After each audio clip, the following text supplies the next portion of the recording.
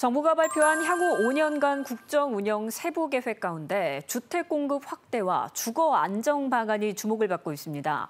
5년간 공적주택 110만 호 공급 목표를 세웠는데요.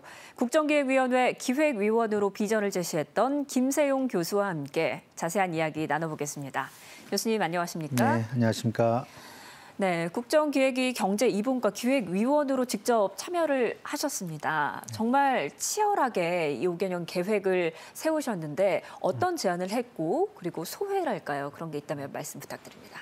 예, 5년 할 일을 이제 2달 동안에 마무리해야 되니까 상당히 바쁠 수밖에 없죠. 그래서 네. 다들 이제 뭐 저 포함해서 월화수목 금금금 이렇게 일을 했고요.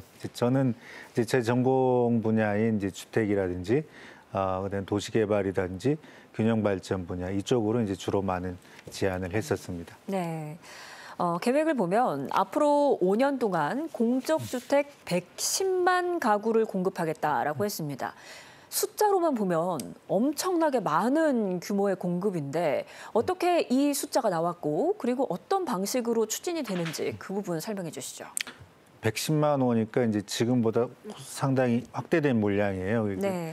1년에 이제 20만 호 이상을 이제 지어야 되니까. 근데 이제 여기서 중요한 거는 이제 분양하고 그러니까 공공 분양하고 공공 임대 비율을 어떻게 정하느냐인데 이 부분은 결론을 내리진 않았어요. 다만 네. 이제 합해서 110만 호다. 그렇지만 수분양자에게 이제 상당히 많은 혜택이 돌아가는 분양보다는 네. 공공 임대 쪽으로 더 많은 비중이 있을 거라고 그렇게 생각하고 있습니다.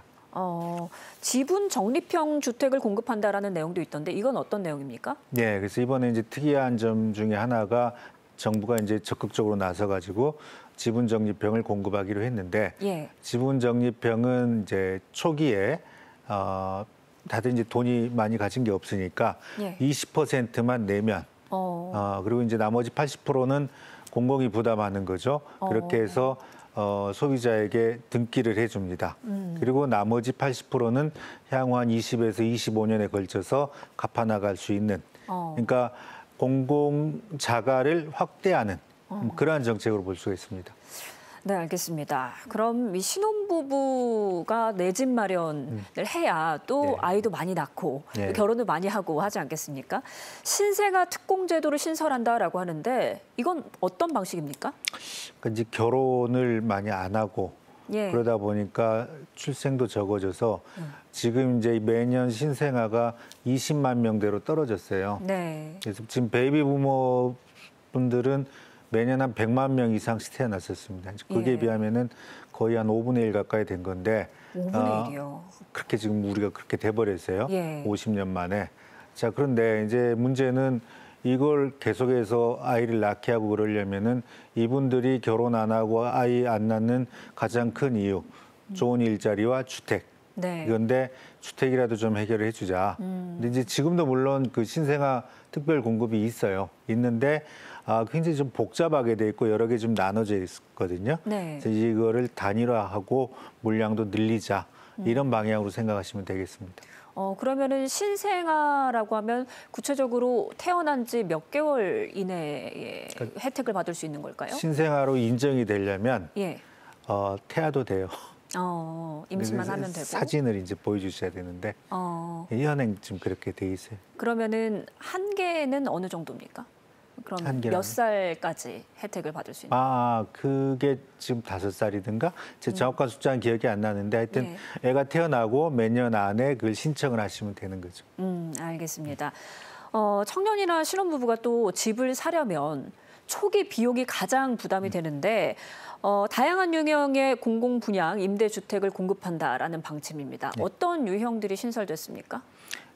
아까 말씀드린 이제 지분 적립형이 대표적이고요. 네. 그러니까 지금 다들 목돈이 없어서 자기 집을 못 사요.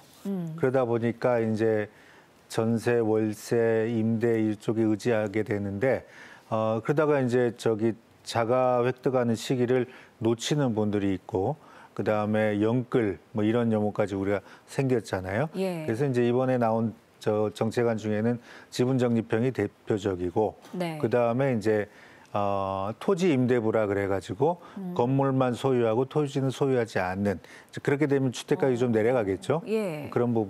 그런 것도 있고. 그럼 토지는 나라 소유인가요? 그렇죠. 토지는 이제 공공이죠. 그러니까 예. 그것도 이제 하나의 유형이고, 네. 그다음에 이익 공유형이라 그래가지고 몇 년이 지났을 때 시세 차익을 서로 나눠 갖는 임차인과 임대인이 예. 그런 유형도 이제 있고요.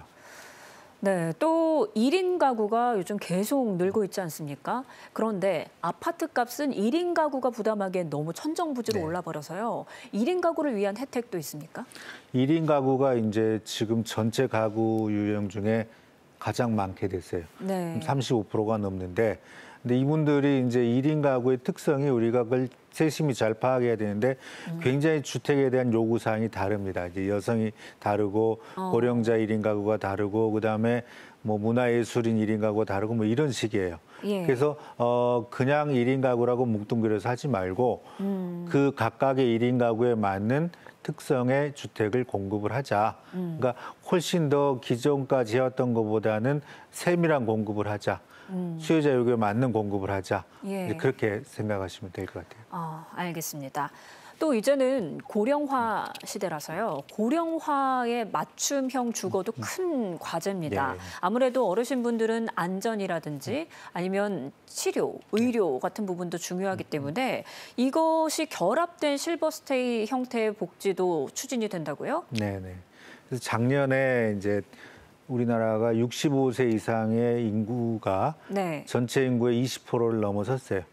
이제 그걸 이제 학문적으로는 초고령 사회라 하는데 네. 초고령 사회에 이제 진입을 했단 말이죠. 예. 근데 물론 이제 65세 이상의 노인분들이 예전보다 건강하시긴 하지만 그럼에도 불구하고 자 이제 주택 안으로 들어가면은 욕실에 그 미끄럼 방지 타일이라든지 네. 아니면은 문턱에 높아지는 거를 없앤다든지 뭐 여러 가지 세심한 것들이 좀 필요해요. 그리고 이제 주동 밖으로 나가면 이제 사회적인 돌봄 이런 게 네. 필요하고 그다음에 또 많은 노인분들이 에이징 인 플레이스라 그래가지고 자기 동네에서 그냥 돌아가시길 원해요. 맞아요. 그리고 이사도 좀 적게 하시잖아요. 예. 그래서 그렇게 되려면은 그 안에 이제 부대되는 시설들이 상당히 많이 필요한 거고 지금까지 이제 그런 거 신경 안 썼습니다만은 이분들에게 그러니까 노인 인구 이제 갈수록 늘어나는 거예요. 네. 이 시설들을 대대적으로 공급을 해야겠다 이런 정책을 이제 넣게 된 것입니다. 네. 그런데 결국은 공급을 얼마나 빨리 하느냐 네. 이 부분도 큰 숙제가 아니겠습니까? 지금 늦어지는 이유가 인허가 절차가 복잡하고 자금 문제 이런 부분이 있는데 여기는 어떤 식으로 해결을 할까요? 그래서 이제 인허가가 굉장히 많고 네. 그다음에 이제 우리가 인허가 과정에서 심의를 다 나눠져 있어요. 근데 이거를 좀 통합해서 하자. 그리고 생략할 수 있는 건 생략하자. 네. 이런 부분을 좀 제안을 했고 그다음에 이제 작은 부분은 이제 PF 문제도 많이 났습니다만은 공공에서 일종의 마중물 성격의 자금을 좀 댈 필요가 있겠다. 예. 이런 제안을 그 정책안에 같이 넣었습니다. 그런데 진짜 살고 싶은 곳에 주택 공급을 늘리는 것도 큰 숙제잖아요. 도심 속에서 주택 공급을 늘리려면 재개발 그리고 재건축 규제 완화도 필요할 텐데요. 지금까지는 이 부분의 규제가 정말 많았는데 앞으로는 어떤 식으로 완화가 됩니까? 지금 1, 2인 가구로 합치면은 한 70% 정도 돼요. 예. 근데 이분들이 이제 애가 없기 때문에 자기 직장 가까운 곳에 살고 싶어하는 요구가 강하죠. 그러니까 결국은 이제 도시 외곽보다는 도심에 들어가고 싶은데 도심에서 그런 충분한 물량을 공급하지를 못하고 있어요. 네. 뭐 서울뿐만 아니라 다른 데도 마찬가지예요. 자, 그래서 이제 도심에서 결국은 이제 물량을 공급하는 게 재건축 재개발이 핵심 사안인데 여기에 이제 보시면은 뭐 굉장히 시간이 오래 걸리잖아요. 맞습니다. 그래서 그 시간을 어떻게든 단축을 해주려면은 서로 간의 의견을 조정하는 기구라든지 재건축 조합에 대한 컨설팅 문제라든지 공공이 주도한 공공 재건축이라든지 이런 걸 조금 더 원활하게 하자. 네. 이 정책 제안을 담고 있어요.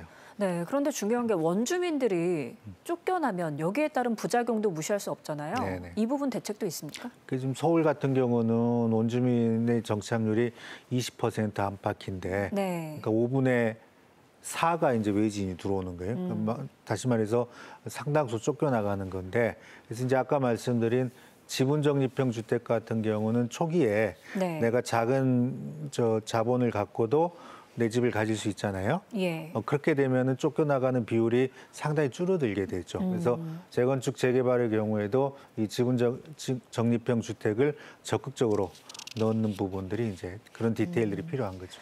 예. 그런데 아무리 속도를 높여준다고 해도 재건축 재개발 같은 경우는 빨라야 10년이다라는 말이 나옵니다. 그래서 속도를 더 높이기 위해서 국공유지나 노후 청사 같은 유휴 부지를 이용하는 방법도 제시가 됐는데 이 부분은 어떤 식으로 추진이 되는 겁니까? 국공유지나 유휴부지가 생각보다 많이 있어요, 우리 도시에. 네. 근데 이제 그게 그 소유하는 기관하고 인허가 기관하고 서로 이해관계가 다른 경우가 많다 보니까 뭐 저도 이제 공개업을 맡았을 때 여러 차례 시도를 했습니다만은 잘 안 되는 경우도 있어요. 그래요. 예, 그래서 이제 그러한 이해관계를 조정하는 기구, 그다음에 필요하다면 특별법까지 만들어서 네. 이 부분의 속도를 좀 낼 필요가 있겠다. 그리고 이제 국공유지나 유휴부지들이 비교적 또는 노후청사도 마찬가지인데 네. 역세권에 있는 경우가 많아요. 교통이 좋은 곳에 있으니까 이 부분은 좀 적극적으로 해야 되겠다. 앞으로는 이런 생각을 담았습니다. 근데 실제로 유휴 부지를 활용해서 이렇게 개발이 됐던 사례가 있습니까? 대표적인 게 이제 제가 몇 년 전에까지 이제 SHGH 사장을 할 때 예. 꽤 많이 만들었는데 잘 안 알려졌더라고요. 어디가 있습니까? 이번에 알려주세요. 예를 들어서 지금 서울에 동사무소 한 400개 있어요. 네. 그 동사무소가 보통 한 4층이고 되게 지하철역에 가깝죠. 근데 그 동사무소의 4층 용적이 너무 아까우니까 네. 그걸 한 19층, 20층까지 늘려가지고 윗부분은 주택으로 쓰고 아랫부분은 공공의 청사로 쓰고 이런 사례들이 꽤 있어요. 그렇습니까? 예, 지금 입주해서 살고 있는데도 이미 있고요. 예. 예. 그럼 지금 남은 유휴 부지는 어디가 대표적으로 있을까요? 그러니까 좀 예를 들어서 뭐 동사무소 방금 말씀드렸고 네. 우체국, 뭐 경찰서, 뭐 소방서 이런 것들이 다 저층에 예. 교통 좋은 곳에 있는 그러한 이제 청사들이죠. 네, 또 많은 분들이 정말 기다리고 있는 게 3기 신도시입니다. 그런데 보상 지원도 그렇고 교통도 아직 확충이 안 됐고요. 네. 그래서 계속 지연이 되고 있는데 이 부분 어떻게 속도를 높일 수 있겠습니까? 3기 신도시가 이제 그 35만 명쯤 들어가게 아니 35만 호가 네. 이제 들어가게 돼요. 그러니까 이제 한 100만 명 정도가 혜택을 볼 텐데 자 이제 이 속도가 지금 늦어지는 거는 이제 보상 문제가 물론 큽니다. 네. 보상이 이제 토지 수용하고 하는 작업이 절차적으로도 그렇고 비용도 문제가 되고 그래서 이 부분은 사실은 이제 컨설팅하고 그다음에 비용의 문제 이런 문제가 이제 주축을 이뤄요. 네. 그래서 이 부분을 조금이라도 당기려면 여기에 물량 투입, 그다음에 컨설팅을 좀 건실하게 하는 부분, 그다음에 주민하고 자꾸 보려면은 역시 이제 관련 공무원들이 좀 많이 나서야겠죠. 네. 이런 부분을 좀 적극적으로 해보자라는 부분을 담고 있어요. 네, 또 일자리가 있어야 또 많은 분들이 들어오지 않겠습니까? 네. 그럼 산업 유치도 중요할 텐데요. 그렇습니다. 그래서 지금 3기 신도시와 동시에 추진하고 있는 게 예. 그 우리가 보통 1기 신도시라고 하는 노후계획 도시, 물론 이제 1기 신도시 외에 다른 부분도 좀 들어가는데 여기에 이제 자족성을 강화하는 첨단의 산업들을 유치해서 일자리를 만들어 보자 이런 노력들이 같이 가고 있고요. 네. 수도권뿐만 아니라 비수도권까지 합치면 전국에 한 100군데 정도가 노후계획 도시에 해당이 됩니다. 예. 그래서 이 부분을 어떻게 하면은 자족성을 높일 것이냐 이런 부분들을 계속 공공이 노력하고 있죠. 네, 또 있는 임대주택 활용도 중요하지만 지금 노후된 임대주택 재정비 그리고 쪽방촌이라든지 아니 반지하 이런 주거 취약계층을 챙기는 문제 이런 부분도 중요할 텐데 여기에 대해서는 대책이 있습니까? 우리가 이제 국정기획위원회에서 쪽방촌을 방문도 하고 그랬어요. 네. 근데 쪽방촌하고 이제 흔히 그 지옥고라고 하는 반지하, 옥탑방, 고시원 합치면 한 50만 호쯤 돼요. 예. 이 주거 취약계층이 그렇게 많은 거예요, 우리가.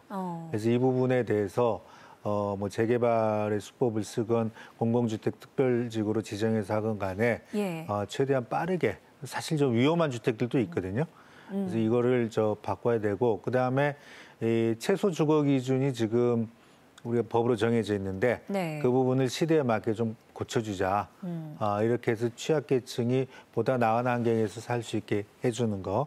그게 이제 첫 번째 순서고 그다음에 이제 최근에 많이 나타나고 있는 전세 사기 피해. 네. 이건 사실 이제 정보의 비대칭이 가장 큰 문제입니다. 그러니까 세를 들어가려는 사람하고 세를 내주는 사람이 서로 다른 정보를 갖고 있어요. 예. 그래서 이런 부분에 대해서 이걸 형평에 맞게 해주자. 뭐 예를 들어서 아파트 같으면은 우리가 그 정보가 다 공개되거든요.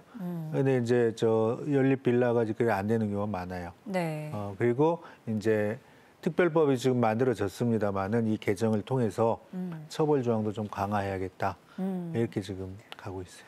정보의 비대칭인 만큼 이걸 정보를 제대로 모두가 알 수 있게 볼 수 있게 잘 정리를 하는 것도 필요할 테고요. 이 전세 사기 피해자분들은 정말 하루하루가 애타할 텐데 이 대책이 하루빨리 작동을 했으면 좋겠다는 마음입니다.